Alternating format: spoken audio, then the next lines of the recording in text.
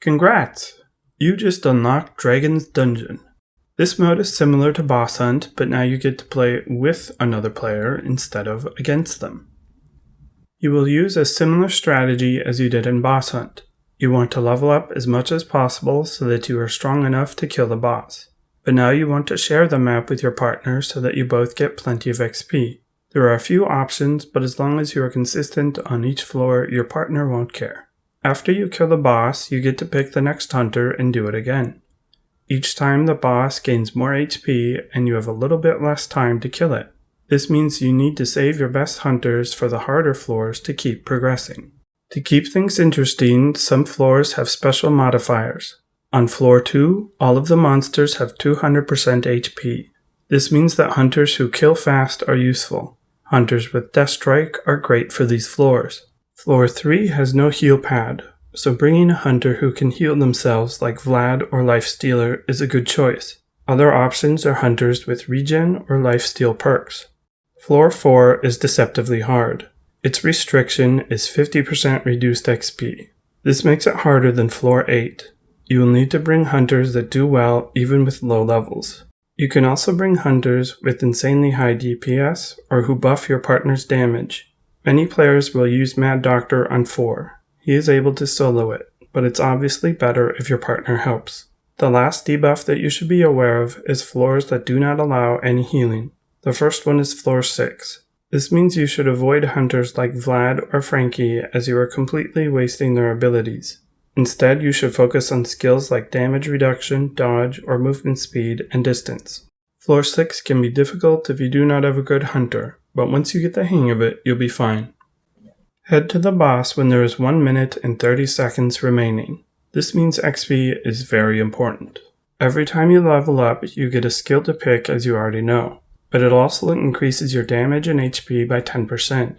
Remember this as we'll be discussing it repeatedly in this video. Learn what hunters can solo the boss. Use them to go further.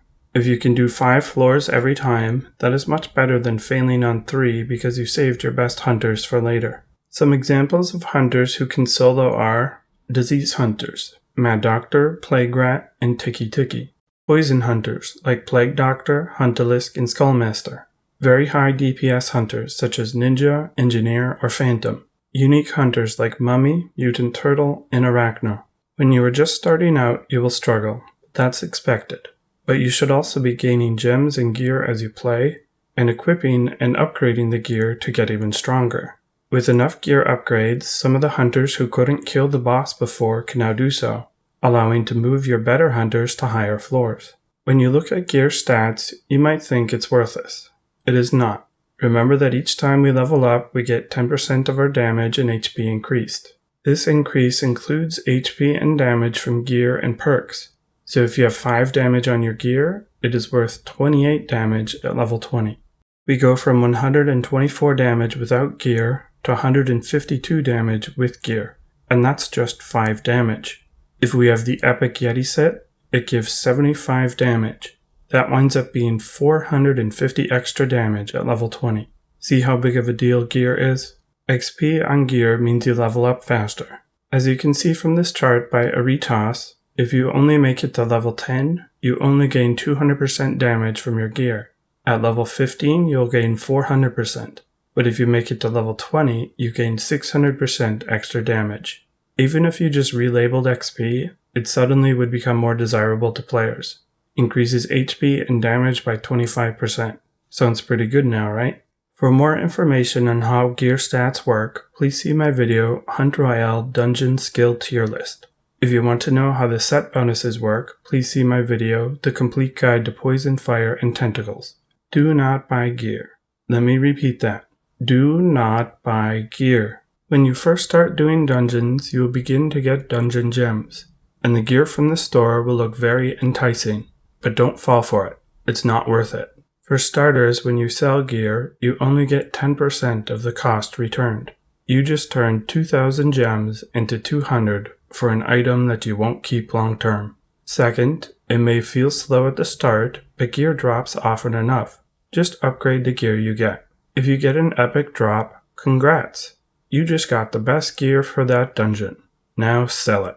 Yes, that's right, just sell it. At the time of this video, epic gear simply costs too much to upgrade. While the set bonus is fun, it will add weeks to your progression through the early dungeons. Virtually everyone recommends using common and rare gear to unlock the next dungeon. Once you unlock the next dungeon, run that dungeon until you get new common and rare gear and upgrade that.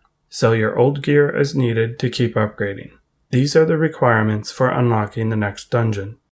Originally, XP was not shared in Dragon's Dungeon. This meant people worked out optimal paths so that both players could keep killing and not run out of monsters. Fortunately for you, dear player, XP is now shared. When your partner kills, you will get XP and vice versa. Additionally, Dragon's Dungeon was buffed so that there's a lot more monsters to kill. So while you should still give each other space to optimize your leveling process, there are no more rules about it. You will figure out some optimal paths for yourself pretty quickly. Pro tip: if you are on a hunter like Beetle or Skullmaster, these hunters should always be moving to get the most kills and XP. Therefore, a good route for you to take is to just run around the entire perimeter of the map. Be mindful of the time left to kill the boss. It's easy to forget about the timer and keep killing to try to get to level 20. But you don't always need to get 20 to kill the boss. In fact, you should go to the boss as soon as you know you can kill it. If you don't, your partner might get frustrated with you and leave, so be mindful of that. So far, everything we've discussed is for someone with similar gear as you. When you get matched with a high-level player, a lot of these tips go out the window. You'll know these players when you see them. They sometimes have a yellow or red glow. They also run straight to the boss and ignore everything else. And what you will notice most is that they will kill the boss in seconds when it takes you minutes. These are maze-geared players. They have beaten Dragon, beaten Kraken, beaten Yeti, and are now in the maze dungeon with the strongest gear in the game. If you saw their gear, you would cry. But that's okay. That is your goal, and you'll get there soon enough. When you play with someone who carries you, you will need to change your playstyle. Your job now is simple. Level up your partner. This means killing as fast as you can each and every floor. Do not worry about the boss. They will take care of it. Do not worry about protecting them.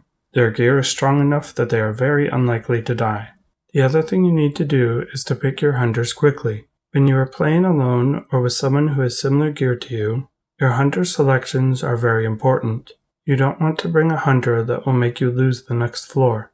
But when you are being carried, just pick hunters that you know how to play well and can kill quickly with. It doesn't matter if you can kill the boss with that hunter or not. Your partner will take care of that. Similarly, you should restart your game every few dungeon runs. Unfortunately, the game is not very optimized.